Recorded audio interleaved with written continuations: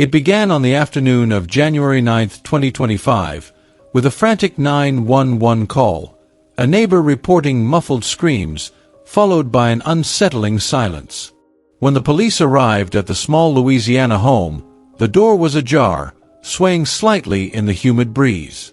The faint glow of a porch light flickered as if it, too, sensed the darkness within.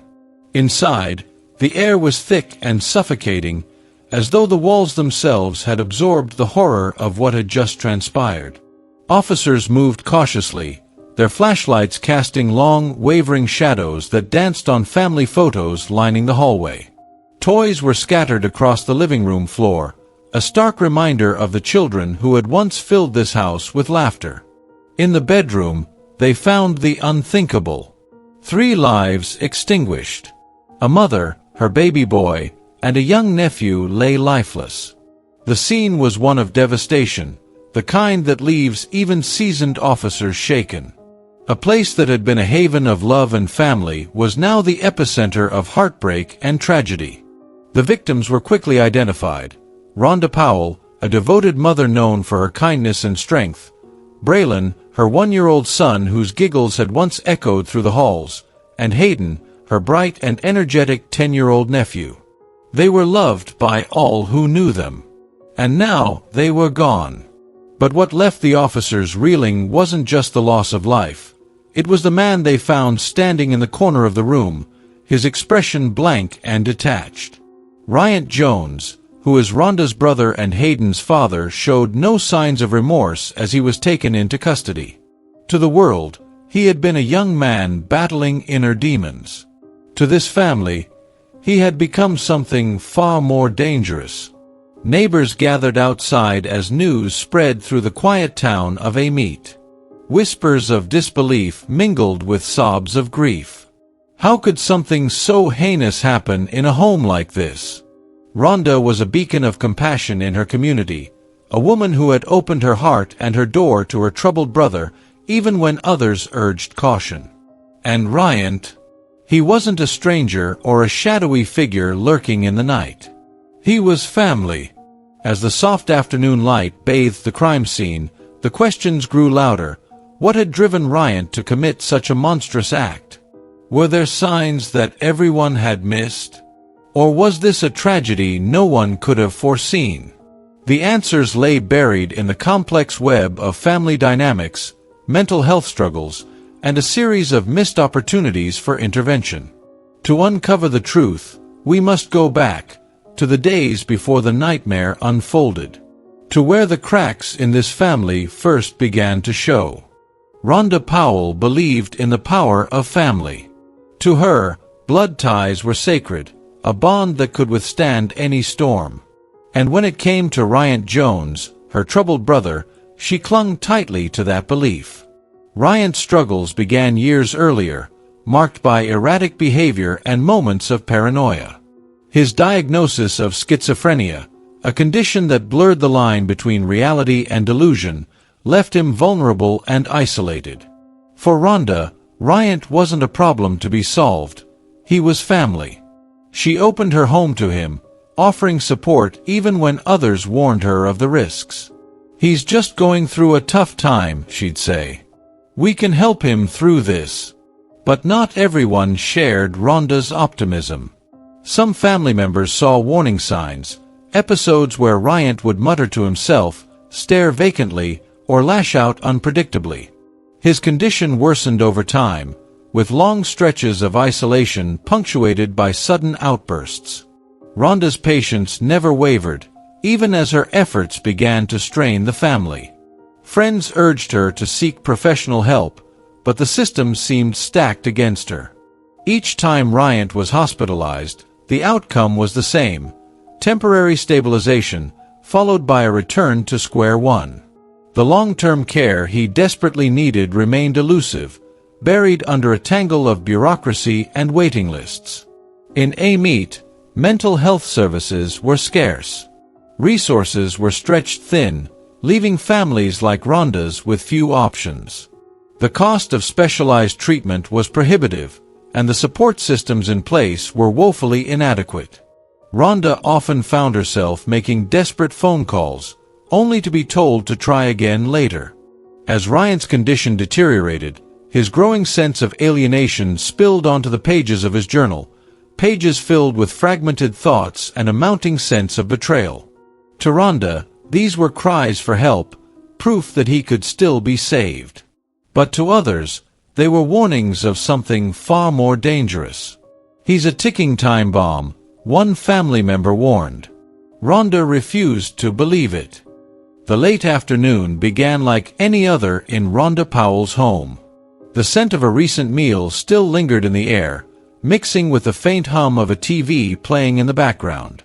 Braylon, Rhonda's 1-year-old son, was giggling as he clutched a stuffed toy, his tiny hands clutching it tightly as his mother carried him to bed. In the living room, Hayden, Rhonda's 10-year-old nephew, was sprawled on the carpet, flipping through his homework. "Aunt Rhonda, do you think I'll do well on the test tomorrow?" he asked, his voice filled with both curiosity and determination. Rhonda smiled, brushing his hair aside.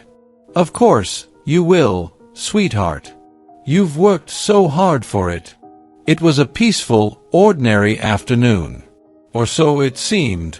In a corner of the house, Ryan Jones sat silently, his posture tense. He stared at the floor, occasionally muttering under his breath, words no one else could hear, fragments of a world only he inhabited. Rhonda, ever patient, had learned to give him space during these moments. Let him calm down, she'd tell herself, ignoring the gnawing sense that something was off. Ryan's pacing had grown more erratic, his muttering more audible. At times, he seemed to be arguing with someone who wasn't there. His eyes darted around the room, never settling on one place for too long. To an outsider, it might have seemed like paranoia, but to Rhonda, it was another symptom of his illness, a storm she believed she could weather. As the afternoon stretched into early evening, the house settled into its usual rhythm. Braylon was tucked into his crib, Hayden flipped through his schoolwork, and Rhonda sat quietly, sipping tea on the couch. The house was quiet. Then came the screams. Neighbors later recounted how they heard muffled cries breaking the stillness. A dog barked in the distance, its sharp yaps punctuating the chaos. Moments later, the screams stopped, replaced by an eerie silence that sent shivers down their spines. Concerned, a neighbor called 911, reporting strange noises coming from Rhonda's home. Inside, the calm was shattered. The violence that erupted was swift and incomprehensible, leaving no time for escape. When the police arrived, officers entered the home cautiously, their hands hovering near their weapons. What they found was worse than anything they could have imagined. When officers stepped into Rhonda Powell's home, they entered a scene of devastation. The living room, once a warm and welcoming space, now bore the marks of unspeakable violence. Toys that had belonged to Braylon lay scattered, some of them stained in ways no one dared to describe. Family photos on the walls seemed to watch silently as officers pieced together the fragments of a horrific crime. In one of the bedrooms, they found Rhonda Powell, her 1-year-old son Braylon, and her nephew Hayden, all lifeless. The sight was one that would haunt even the most seasoned investigators. In the corner of the room stood Ryan Jones. His expression was eerily blank, as though he had detached himself from reality. Officers noted his unsettling demeanor, calm, almost detached, as they placed him under arrest. He offered no resistance, only muttering cryptic phrases that made little sense. One officer would later recall, it was like he wasn't fully there, like he didn't understand what had just happened, or didn't care. News of the tragedy spread quickly through the small town of Amite. For many, the loss felt personal. Rhonda was more than just a neighbor. She was a friend, a confidant, and a source of strength for those around her. Braylon's laughter and Hayden's bright curiosity had been fixtures in the community. Now, their absence left a gaping void. Family members struggled to comprehend the unimaginable. In interviews, Relatives spoke of Rhonda's unwavering kindness and how she had always tried to help Ryan despite his struggles. "She just wanted to keep the family together," one said through tears. Another added, "She believed in him, even when the rest of us couldn't." Detectives began reconstructing the timeline of events, piecing together clues from the crime scene and Ryan's writings. Each new detail painted a clearer picture of his mental state leading up to the tragedy, but it also raised more questions. How had this gone unnoticed? Could anything have been done to prevent it? The town of Ameet, meanwhile, was grappling with its grief. But as detectives dug deeper, they realized this wasn't just a crime of passion, it was something far more sinister. Ryan seemed convinced that those closest to him, including Rhonda, had betrayed him. These thoughts were not new. Family members later recalled moments when Ryan would accuse them of plotting against him or harboring hidden motives. Looking back, Ryan's struggles began long before that fateful day. His childhood had been marked by subtle signs that something was amiss. Teachers noted his difficulty connecting with peers, while family members observed his withdrawal and episodes of inexplicable anger. At the time, these behaviors were dismissed as growing pains or the quirks of an introverted child.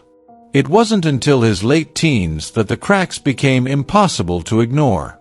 Ryan began hearing voices, unrelenting whispers that told him he was in danger.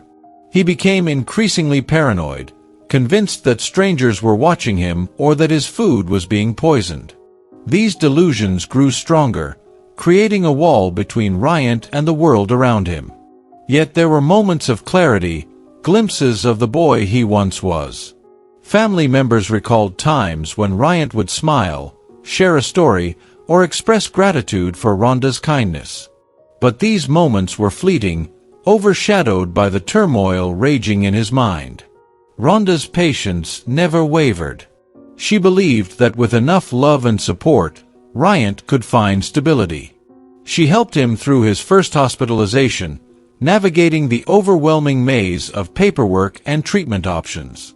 But each time Ryan seemed to improve, the system failed to provide consistent care. Ryan's condition continued to deteriorate, and his journal reflected his growing frustration. One entry read, "She pretends to care, but she doesn't. No one does." Another chilling line, "They'll see what they've done to me." Investigators pieced together how close the family had been to getting Ryan long-term help. Just weeks before the tragedy, Rhonda had reached out to a mental health facility, hoping to arrange for more intensive treatment. But the process was slow, and the opportunity slipped away. This knowledge added another layer of heartbreak to an already devastating story. Ryan's actions could not be excused, but they could be understood in the context of his unrelenting mental illness and the failures of a system meant to protect both him and his family. The story of what happened in Rhonda Powell's home did not end with the tragic loss of 3 lives. For the small town of Ameet, it marked the beginning of a long and painful search for justice. Ryan Jones, who was arrested at the scene, faced charges for the murders of his Aunt Rhonda, her 1-year-old son Braylon, and her nephew Hayden. His demeanor during the arrest, calm, detached, and unresponsive, left many questions unanswered. Investigators later revealed that Ryan had a documented history of schizophrenia, a fact that would complicate the legal process. As the investigation unfolded, police worked to piece together the events leading up to the tragedy. Ryan's journal, filled with disjointed and sometimes disturbing entries, offered glimpses into his troubled mind.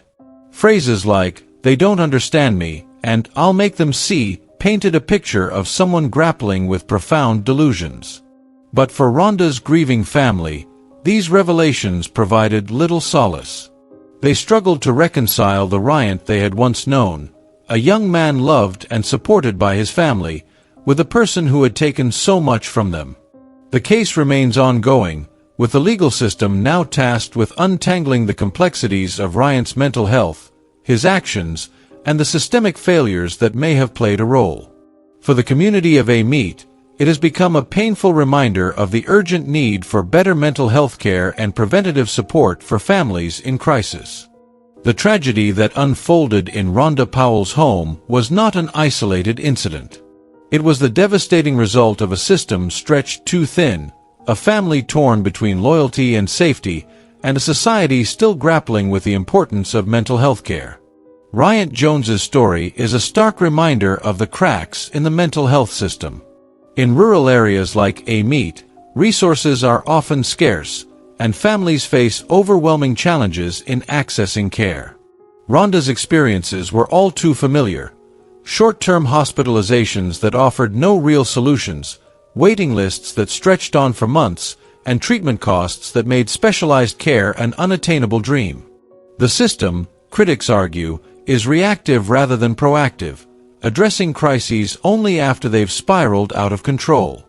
Rhonda's repeated attempts to help her brother highlight the gaps that leave vulnerable individuals and their families navigating an uphill battle, often with tragic consequences. She saw his potential and held on to hope, even when others urged caution. But her story underscores the painful reality that love alone isn't always enough. For families dealing with severe mental illness, recognizing when a loved one poses a genuine threat can be an impossible choice.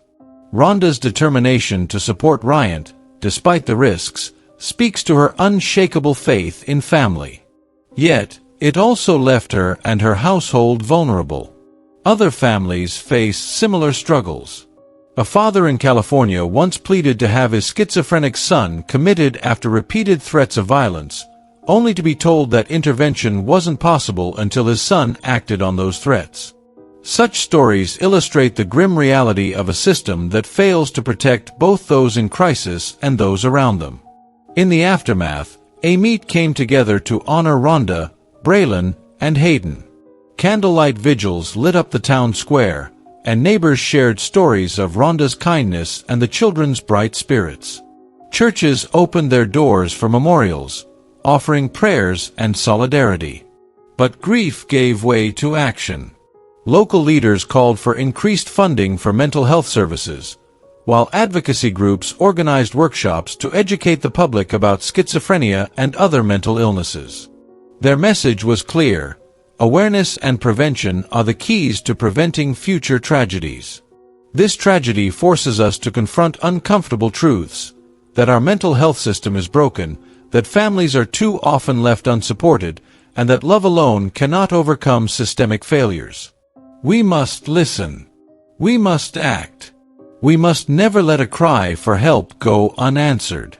Advocate for systemic reform and educate yourself and others about mental health challenges. Together, we can create a world where no family has to endure a loss like this. Don't forget to like, share, and subscribe to our channel for more in-depth true crime stories. Your engagement helps us continue to shed light on important issues and bring awareness to the unseen struggles within our communities.